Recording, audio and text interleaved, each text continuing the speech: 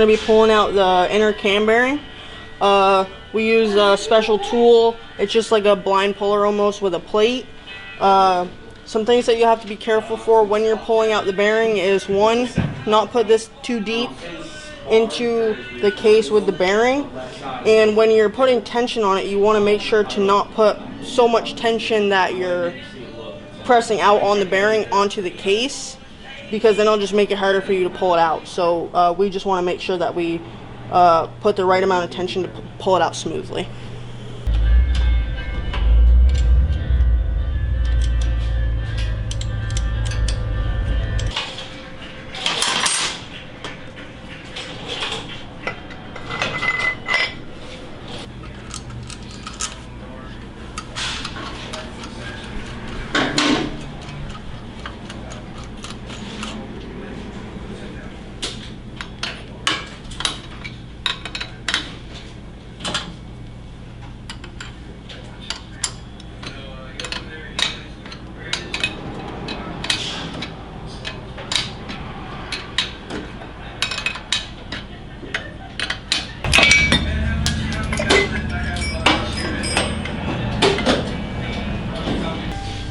There's the old cam bearing on the puller tool. So whenever we put in the new updated cam bearing, we want to always make sure that the case is as clean as possible, and we want to always put on some lubricant to make sure that this goes in nice and easy. And we always want to push on the numbers to make sure that the cam is riding against the flat side of the bearing.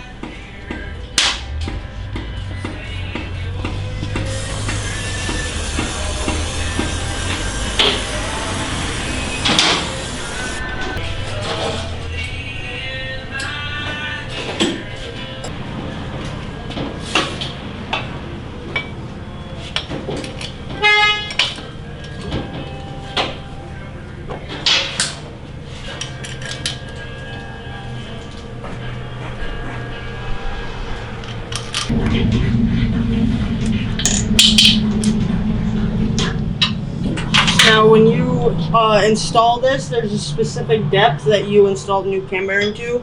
So I have the caliper set to that, and we're going to make sure that it's set. If it's not set, we put the tool back in and go in a little deeper.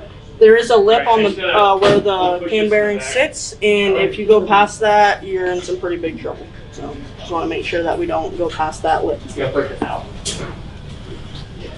On that, all of that you okay. Because he wants some sauces. So whenever you take lifters out, when you go to put them back in, there could be air in the lifters, so we want to make sure that there's no, or least amount of air as possible in the lifters. So we have a little tool that we use. It's just a mason jar with oil in it, with a valve stem cap out of a wheel.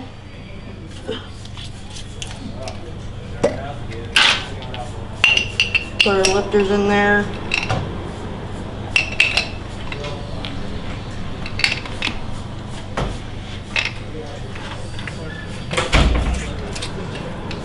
Cap back on.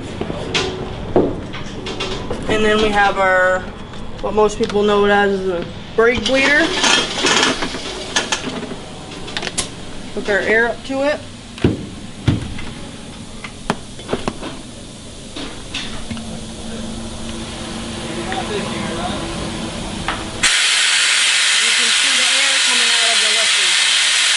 Alright. So we put in new O-rings for everything.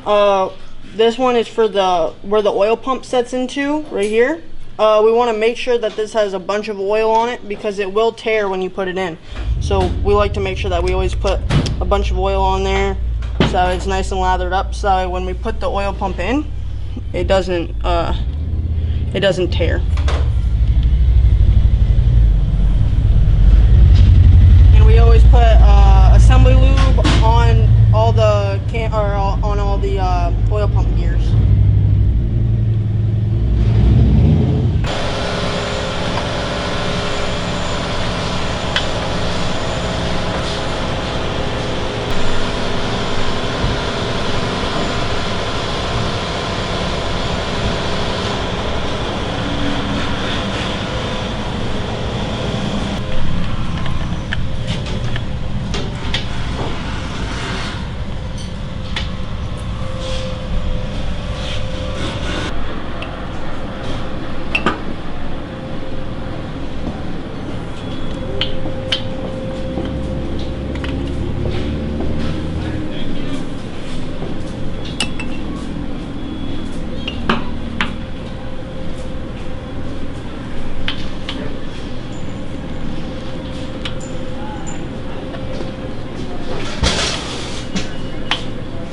So we're putting a torque cam in this one.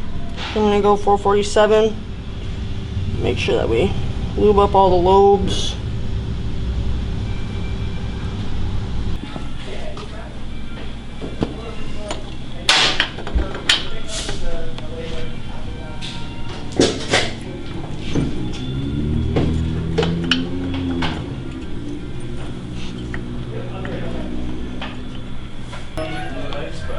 So we are at the point now where we're going to be aligning our cam gear and our crank gear. Our alignment needs to be within 9 thousandths. We have all these different spacers here to let us know. Once we measure it with the stock one in there, we can figure out what spacer we need to put in there after we're done our measurement.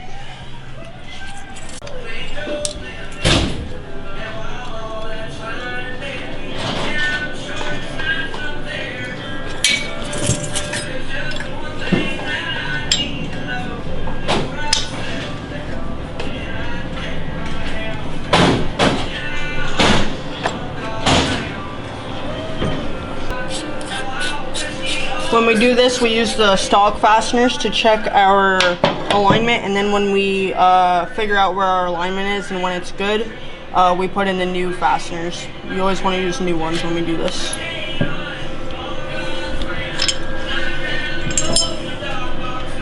So we had a 120 in there, and it was a little small, so we're going to put in a 130.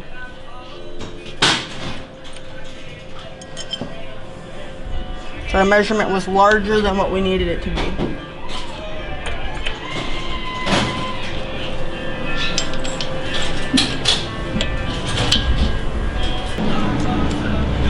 Alright, that's perfect.